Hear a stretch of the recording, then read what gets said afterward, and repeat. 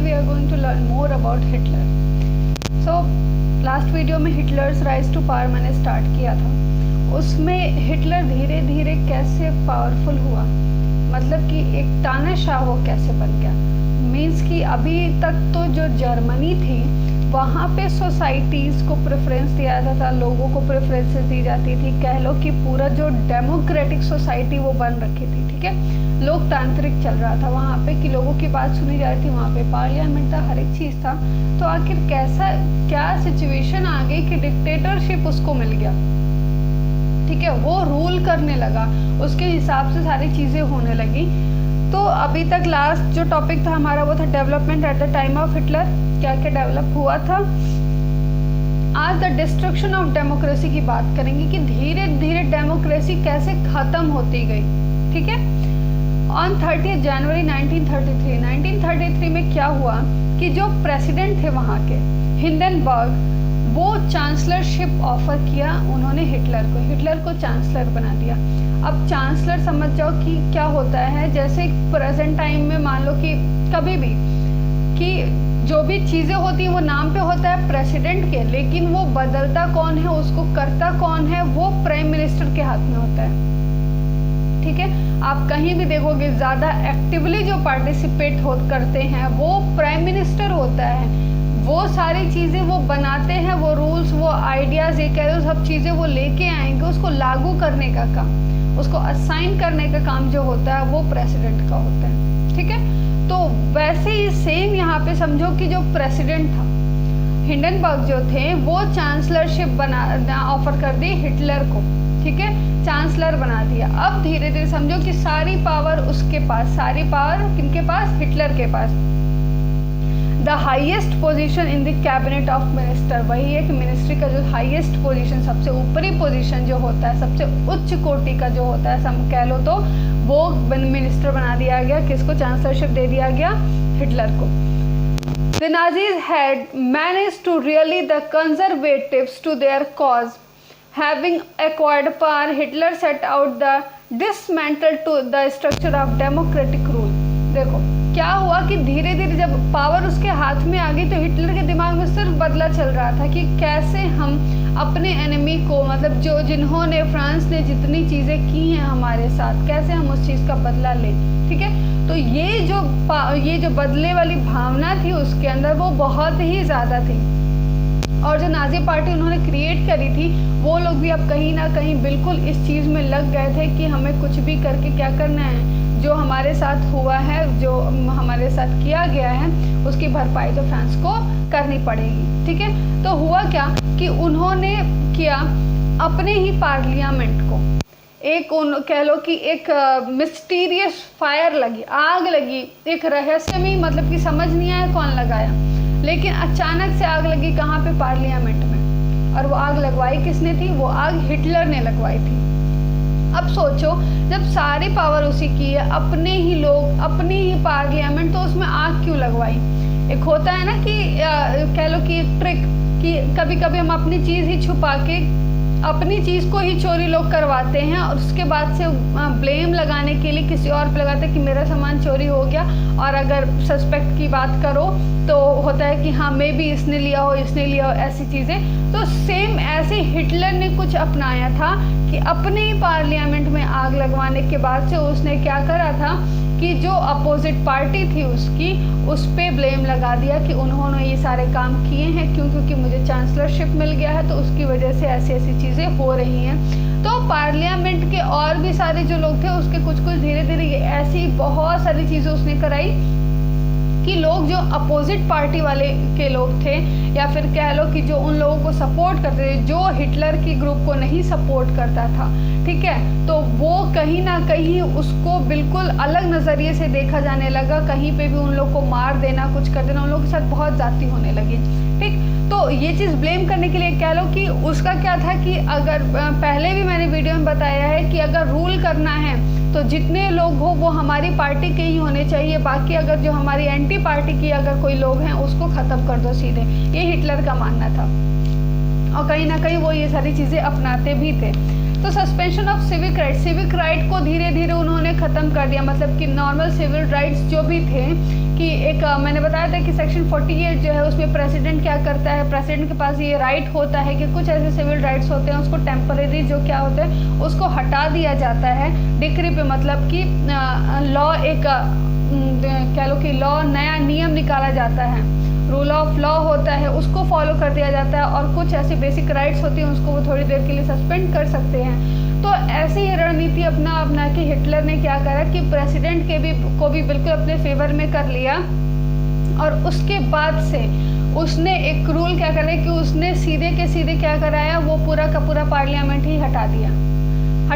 तो अब सारी पावर तो कह लो कि किसके हाथ में है, प्राइम मिनिस्टर के हाथ में है। प्राइम मिनिस्टर यानी कि यहाँ पे जो है बात चांसलरशिप की बात है, जो चांसलर है उसी को लोग ज़्यादा सुनते थे, उसी के कहने पे। तो उसने क्या किया कि जितने पहले के जो बेसिक सिविल राइट्स थे उसको हटवा दिया। हटवाने के बाद से उसने कहा कि मतलब रूल ऑफ लॉ लेके आया। अब लॉ जो लेके आया उसके हिसाब से सारी चीज़ें चल रही थी, ठीक। तो अब उसके बाद जितनी सोसाइटी में कह लो कि जितने लोग बचे थे बस वही बच गए थे जो हिटलर के फेवर में थे। क्यों? क्योंकि जो हिटलर के फेवर में जो अगेंस्ट रहते थे वो उनको किसी न किसी तरीके से वहाँ से हटा देता था, चाहे मार के कह लो या किसी भी तरीके से।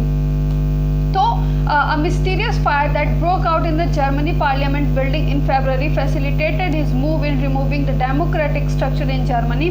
Hitler indefinitely suspended civic rights like freedom of speech, press, assembly by the fire decree of 28 February 1933. So जो 30 जनवरी को उसको चांसलरशिप बनाया गया और 28 फरवरी को ही ये सारी चीज़ होगी कि वो पूरा मतलब कि सारी चीज़ अपने कंट्रोल में ले लिया, रूल ऑफ डिक्री निकाला, और उसके बाद से जो भी बेसिक राइट जैसे फ्रीडम ऑफ स्पीच है, प्रेस की, असेंबली की, ये सारी फ्रीडम लोगों से छीन ली गई। उन लोग के पास कोई भी फ्रीडम नहीं है, कोई भी सिविल राइट्स नहीं, यानी कि धीरे धीरे डेमोक्रेसी को वो क्या कर दिया, ख़त्म कर दिया। यानी कि अब सुनी जाएगी बात तो सिर्फ किसकी सुनी जाएगी, हिटलर की सुनी जाएगी। एलिमिनेशन ऑफ कम्युनिस्ट, जितने कम्युनिस्ट यानी कौन ही है, ये जो अपोजिशन पार्टी के लोग हैं, और कम्युनिस्ट कह लो कि ऐसे बहुत सारे 52 टाइप्स की जितनी कैटेगरी थी वहाँ पे सारे लोगों को उसने धीरे धीरे ख़त्म कर दिया एक कंसंट्रेशन कैंप बना के। कंसंट्रेशन कैंप में क्या होता था कि ऐसे मतलब कि आगे चल के बहुत सारे मतलब कह लो कि लोगों पे जाती होने वाला ये एक कैंप था कि जो लोग उसके फेवर में नहीं उसको वहाँ पे मार दिया जाता था। वहाँ पे लोगों को कैसे मारा जाए, कैसे ये सारी चीज़ें करी जाए, कैसे उनको लूटा जाए, ये सारी चीज़ों की ट्रेनिंग मिलती थी। मारने की, एक लोग हो तो ज़्यादा मतलब लड़ाई वाली ट्रेनिंग मिलती थी कि जो हमारे अगेंस्ट हो उससे कैसे ट्रीट करना है। तो the communist were the arch enemies of Hitler after suspension of civic right. Civic right के खत्म होने के बाद से Hitler turn on the communist, ठीक है।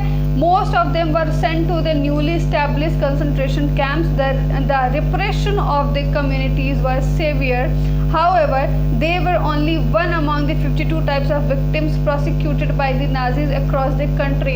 पूरे टाइम में कह लो कि 52 टाइप्स की जो भी ऐसे कम्युनिस्ट थे, जो लोग थे, जो लोगों का ग्रुप था, ज्यूज वगैरह, ये लोग जो थे वो सब लोग जो उसके अगेंस्ट में खड़े होते थे धीरे धीरे सब जाके ख़त्म हो गए। अब देखो कहीं ना कहीं ऐसी बात तो थी नहीं कि हिटलर आया अपने आप को वो फेमस किया या फिर अपने आप को पावर में लिया, इसलिए नहीं ना कि वो जर्मनी को पूरा उजाड़ दे। कुछ ना कुछ तो उसके दिमाग में उसको अब उस सोसाइटी को ग्रो भी कराना था, उसको बढ़ाना भी था। तो उसने क्या किया, द इनेबलिंग एक्ट आया ऑन 3 मार्च 1933 को ये एक्ट आया था। The famous enabling act was passed. सारे रूल्स को हटा के, सारे सिविक राइट्स को ख़त्म करके एक एक्ट पास हुआ which gave Hitler all powers to silent parliament and rule by decree. जो सारे राइट्स, सारे पावर किसको दे दिए गए थे, हिटलर को दे दिए गए थे। अब क्या है कि रूल ऑफ डिक्री वो करेगा, मतलब कि एक रूल ऑफ लॉ लेके आएगा, उस लॉ के अकॉर्डिंग सबको काम करना होगा। This act establish dictatorship in Germany. और यही एक्ट जब सारे रूल, सारी चीज़ें किसके हाथ में, हिटलर के हाथ में, तो यही एक्ट जो है वो क्या लेके आया, डिक्टेटरशिप लेके आया, तानाशाही लेके आया कि मतलब कि अब इसको कौन रूल करेगा, सिर्फ और सिर्फ हिटलर चलाएगा जर्मनी को। This act established dictatorship in Germany. All political parties and trade unions were banned. जितनी पॉलिटिकल पार्टीज थी, अलग अलग पार्टीज, जो मैंने कम्युनिस्ट की ग्रुप्स की बात करी थी ना, जितने अलग अलग तरीके के ग्रुप्स जो खड़े थे, जो उसके अपोजिट में भी खड़े थे, उन सारे पार्टीज को बैन कर दिया गया। ठीक, और क्या, जितने ट्रेड यूनियंस थे, कौन सी यूनियन को छोड़ दिया गया, जो सिर्फ नाजी पार्टी से रिलेटेड और या फिर उसके कह लो कि उसके एफिलेशंस के जो थ्रू बने हुए थे कम्युनिटी, उसके ग्रुप्स को, उस सोसाइटीज़ को छोड़ के बाकी सबको क्या कर दिया गया, बैन कर दिया गया। The state established complete control over the economy, media, army, judiciary। Economy हो, मीडिया हो, आर्मी हो, जुडिशरी हो, हर जगह किसका कंट्रोल, सिर्फ एक ग्रुप का, नाजी पार्टी का, यानी कि हिटलर की पार्टी का था। अब देखो, जब चारों तरफ सिर्फ हिटलर की बात कही जाएगी, सुनी जाएगी, फॉलो करी जाएगी, आपके पास कोई राइट नहीं होगा, तो चलाने वाला कौन, हिटलर। तानाशाह कौन बना, हिटलर। और बहुत ही स्ट्रिक्ट था वो अपने रूल्स को लेके, अपने रेगुलेशंस को लेके, मतलब कोई भी तोड़े, कोई उसके अपोजिट खड़ा होता था, सीधा क्या है कि उसको खत्म कर दो, उसका ये रूल था। अब क्या हुआ आगे, the Nazi created special surveillance and security forces to control German society. Surveillance मतलब होता है कि निगरानी रखने के लिए, मतलब सब पे नज़र रखने के लिए उसने एक अलग ग्रुप का, मतलब कि कह लो कि सेफ्टी पर्पस से, सिक्योरिटी पर्पस से एक स्पेशल सर्वेलेंस क्रिएट किया। मतलब कि बहुत सारे पुलिस, आर्मी, जो भी ऐसे स्पेशल एजेंट्स जो थे, सब उसी के थे। ठीक है, मतलब कि जो भी पहले था सबको सस्पेंड करके हटाओ, जो यहाँ पे सिक्योरिटी होगी वो किसकी होगी, किसकी बनाई होगी, हिटलर की बनाई होगी। तो उसने ग्रीन, मतलब कि रेगुलर पुलिस जो ग्रीन यूनिफॉर्म में रहते थे, आज भी हैं, तो ऑलरेडी एग्जिस्टिंग जो पहले से थे वो वाले, और ऐसे यानी कि स्टॉर्म ट्रूपर्स जो हैं, या फिर प्रोटेक्शन स्क्वाड्स थे, गेस्टापो थे, द सीक्रेट स्टेट पुलिस को भी रखा था। ठीक है, कि मतलब सीक्रेटली आप लोग काम करोगे, होता है ना अंडरग्राउंड एजेंट टाइप वाला, तो आप काम करोगे, देखोगे कहीं कोई ऐसा तो नहीं है ना कि हमारे जर्मनी में बैठ के हमारे ही अगेंस्ट कोई काम करें, तो ये सारे लोग। ठीक है, या फिर प्रोटेक्शन स्क्वाड जो भी थे, तो वो उसको प्रोटेक्ट करते थे। अब हिटलर ऐसा था, या फिर नाजी पार्टी के लोग थे जो खाली रूल करते थे, लोगों पे शासन जमाते थे, तो अब ऑब्वियस है कि उसको मारने का खतरा, उसकी जान का खतरा तो रहेगा ही। तो अलग अलग प्रोटेक्शन स्क्वाड्स बना के रखे थे अपने लिए, क्रिमिनल पुलिस हो गई, सिक्योरिटी सर्विस हो गई, ये सारे लोग सब किसके बनाए हुए, किसके हायर करे हुए हैं, हिटलर के, उसके लिए। Extra constitutional powers of Nazi government. ठीक है, अब क्या हुआ, the extra constitutional power to of the newly organised force gave the Nazi state its reputation as the most dreaded criminal state. Most dreaded criminal state था उस time में। क्यों? क्योंकि जो भी अगेंस्ट में खड़ा होता था उसको मार दिया जाता था। ठीक, रूल्स इतने ज़्यादा स्ट्रिक्ट थे कि आपके पास इंडिविजुअल कोई भी राइट्स नहीं है, कोई हक नहीं है, कोई अधिकार नहीं है। जो हिटलर बोलेगा वो आपको फॉलो करना ही करना, चाहे वो आपके फेवर में हो, चाहे वो अगेंस्ट में हो, आपका चाहे फ़ायदा हो, चाहे लॉस हो, कुछ भी हो, वो आपको करना ही है।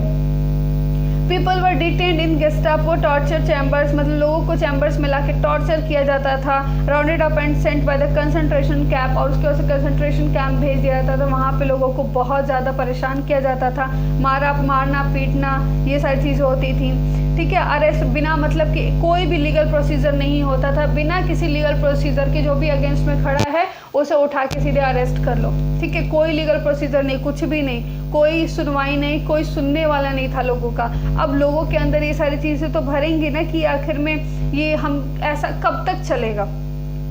ठीक, the police force acquired powers to rule with exemptions from punishments. ठीक है, मतलब कि पुलिस जो भी कोई भी कुछ भी कर रहा है, मार रहा है, पीट रहा है, लोगों को उठा रहा है, लूट रहे हैं, सब कुछ कर रहे हैं, लेकिन कोई भी उन लोग के लिए कोई पनिशमेंट नहीं है, वो इन सारी चीज़ों से एग्जेम्प्टेड थे। ठीक है, कि मतलब क्या कि आप कुछ भी करो, जो हमारे अगेंस्ट में है आप कुछ भी करो, कोई मतलब नहीं है। ठीक, वो सब माना जाएगा, सब सही है, सब कुछ सही है। तो अब ये बताओ कि सिर्फ इस चीज़ के लिए तो आया नहीं था हिटलर, लोगों को परेशान करने के लिए तो वो खड़ा नहीं होगा। अब वो बदला कैसे लेगा? बात ये, आप तो अपने ही लोगों को, अपने ही जगह के लोगों को जो आपके अगेंस्ट में खड़े हैं, आप उसको मार रहे हो। आपके साथ जिसकी वॉर हुई, जो लड़ा, जो आपको लूटा, जो आपकी इकोनॉमी को खोखला किया, उससे बदला कैसे लोगे? तब इतना जब लोगों के अंदर जब वो सारा डर पैदा कर दिया अपना, ठीक है, देखो काम कराने का तरीका कैसे कि सबसे पहले खड़े हो, पावर में आया, पावर धीरे धीरे अपने हाथ में कंट्रोल किया, ठीक है। जब सारी चीज़ें ओवरऑल कंट्रोल हुई, लोगों के अंदर डर पैदा किया कि जो होगा वो किसके नाम पे होगा, हिटलर के नाम पे होगा, हिटलर जो बोलेंगे वो ही होना है, अदरवाइज जर्मनी में एक तिनका भी हिलने वाला नहीं है, ठीक है। तो उसके बाद से जब लोगों के अंदर लोग उस चीज़ से एग्री हो गए, मेंटली बना लिए, सहम गए, डर गए उस चीज़ से कि नहीं अगर हम इसके अगेंस्ट गए तो अंजाम बुरा होगा, तो जब सारे सपोर्ट में आने लगे धीरे धीरे, मजबूरी में ही कह लो कि उनके पास और कोई ऑप्शन नहीं था, धीरे धीरे तब क्या हुआ, रिकंस्ट्रक्शन ऑफ जर्मनी शुरू हुआ। समझो कि उस टाइम में जर्मनी हैड नो मनी, ठीक, लेकिन फिर भी धीरे धीरे अब जर्मनी को ग्रो कराने का काम हिटलर के, अब उसका नेक्स्ट टारगेट ये था कि जर्मनी को हम पहले खड़ा करें, उसका सेटअप करें, जो भी बर्बाद हुआ उसको पहले कवर अप करें, उसके बाद से हम देखो किसी भी देश से अगर लड़ने की बात होती है तो ज़्यादा से ज़्यादा आपकी इकोनॉमी बहुत स्ट्रांग होनी चाहिए, आपके पास पैसे होने चाहिए, आपके पास फोर्सेस होने चाहिए, आर्मी होनी चाहिए, तो ये सारी चीज़ें बहुत इंपॉर्टेंट होती हैं जो कि हिटलर के पास अभी नहीं थी। अब वो धीरे धीरे बना रहा था, लोगों के पास कोई चॉइसेस नहीं थे उसके ग्रुप को ज्वाइन करने के अलावा, तो फाइनली लोगों ने ज्वाइन किया। अब जो आगे वीडियो में मैं आपको एक्सप्लेन करूंगी वो रिकंस्ट्रक्शन होगा, ठीक है, रिकंस्ट्रक्शन ऑफ जर्मनी, कैसे वो फिर से बना, कैसे खड़ा हुआ, कैसे सक्सेस हुए, फॉरेन पॉलिसीज उसकी कैसे आई, ठीक है, और इकोनॉमिक क्राइसिस जो भी थे वो कैसे ख़त्म हुई, ठीक है। Okay, thank you students.